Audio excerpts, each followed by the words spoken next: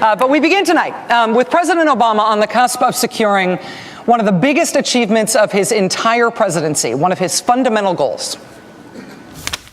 This is the moment when we must renew the goal of a world without nuclear weapons. It is time to secure all loose nuclear materials, to stop the spread of nuclear weapons, and to reduce the arsenals from another era. Today, I state clearly and with conviction America's commitment to seek the peace and security of a world without nuclear weapons. It will take patience and persistence.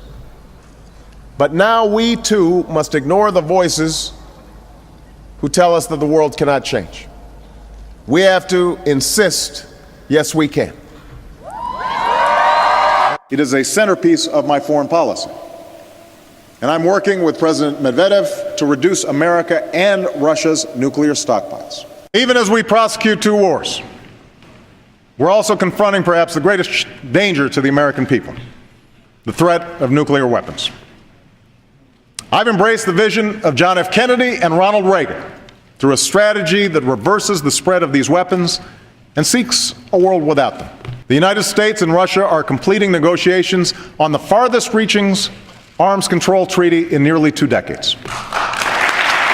Today, the United States Senate got within one legislative step of achieving one of the president's most important priorities. By a vote of 67 to 28, they needed 67, the Senate agreed today to move to a final vote on the new nukes treaty with Russia tomorrow. 11 Republicans joined with Democrats today to move that treaty forward. President Obama's main goal for this lame duck session of Congress was to get a vote on that treaty, and it now appears that this will happen and that it will be ratified. This was the reaction today from Democratic Senator John Kerry, who has been the driving force behind this treaty in the Senate. I should note, if you're worried or confused about why you see subtitles on your screen, they are mostly here for the benefit of our live audience here tonight at the Y. This is not over. And we have to count every vote and stay on this and continue to deal with the amendments appropriately. If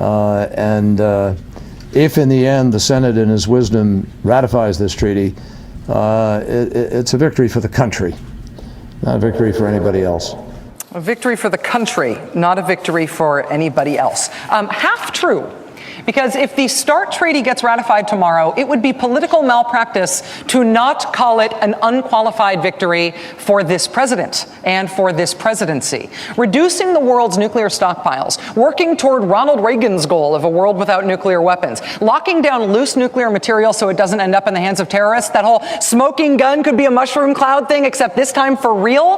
That is what Barack Obama worked most intensely on in the United States Senate before he became president. That's what he campaigned on during the 2008 presidential race. That is what he has pushed for aggressively ever since taking office. It is a signature issue, a signature concern of his.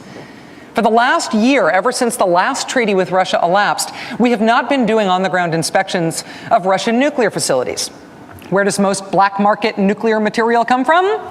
Russian nuclear facilities. The Russians have accepted our help in trying to stop that from happening. But for a year, while Senate Republicans hemmed and hawed, we have not been able to do that. This treaty changes that. There's also the slight issue of not just nuclear materials, but actual full-grown nuclear weapons. Ours, along with Russia's, still essentially on hair trigger alert, pointed at each other. Decades after the end of the Cold War, the United States and Russia still have hundreds of nuclear warheads aimed at each other on hair trigger alerts in shelters and launching facilities that were built, say 60 years ago. What could possibly go wrong?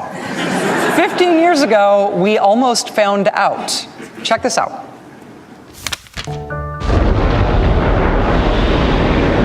On January 25th, 1995, the United States launched a rocket from Norway to study the Northern Lights. We told the Russians that we were going to launch that rocket, but somebody in Moscow forgot to pass word on it. That fit exactly the characteristics of the beginning of a nuclear strike. One missile coming over, exploding in the atmosphere, sending out an electromagnetic pulse that would fry all the electronics, radars, surveillance, computers in the country to be attacked, followed by an onslaught of nuclear weapons. And for the first time in the nuclear age, the Russians actually opened up the nuclear football. They went to President Yeltsin, they opened up the command and control launch codes, the button, put it on the desk, and said, we're under attack. Fortunately, Yeltsin wasn't drunk, and he didn't believe what the military was telling him. He said there must be some mistake.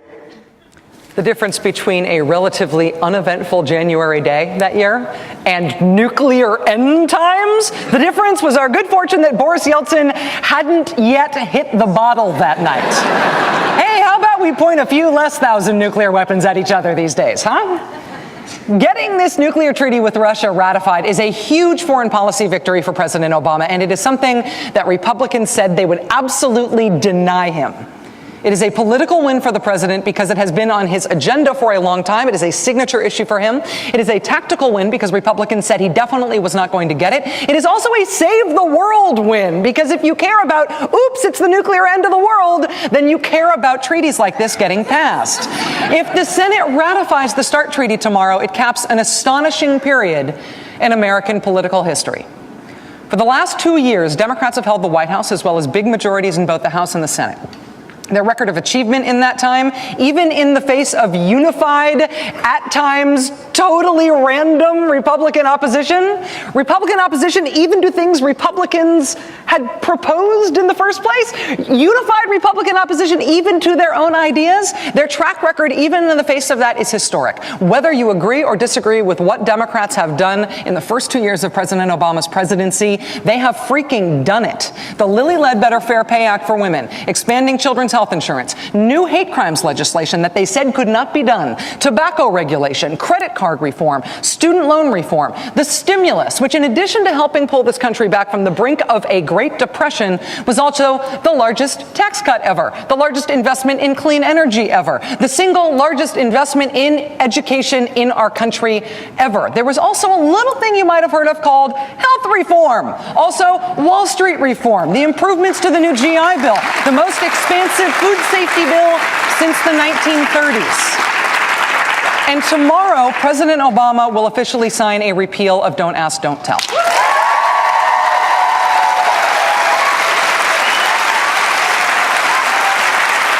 I mention that we have a live audience? I poked fun at myself on this show last night for having gotten it wrong when I said that Congress would not be able to repeal Don't Ask, Don't Tell in the lame duck session. Wrong, wrong, wrong, wrong, glorious wrong. But the bigger point here is not just that I was wrong, that I didn't think it could get done and it got done. The larger point here is that it got done. President Obama not only made a commitment to get it done and refused to cave on that commitment, but he also devised the strategy by which it could be done.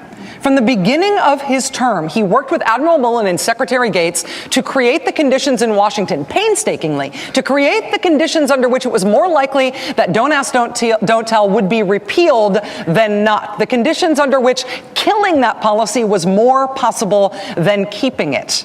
It took 2 years of solid work. He did not waver on it, and in the end, he made it happen.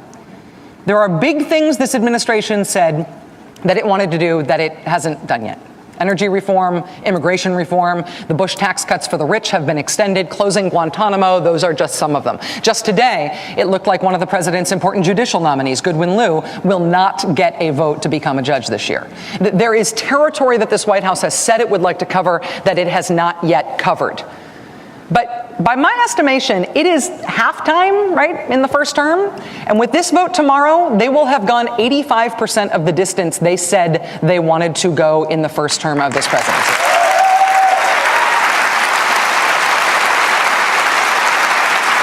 And the second half of this first term is going to be a lot harder.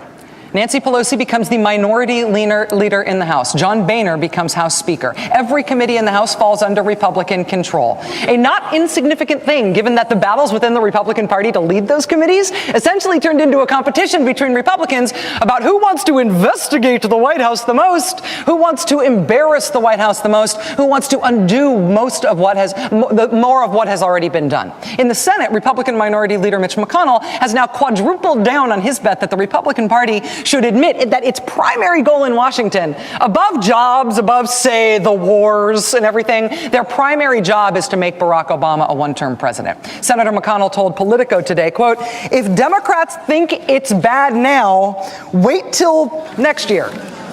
Also, news today from the U.S. Census Bureau that the redistricting that happens when we get the new census means that in the next election there will be more seats from Republican states and fewer seats from Democratic states. Of the 10 states that are going to lose House seats in 2012, of those 10, 8 were won by President Obama in 2008.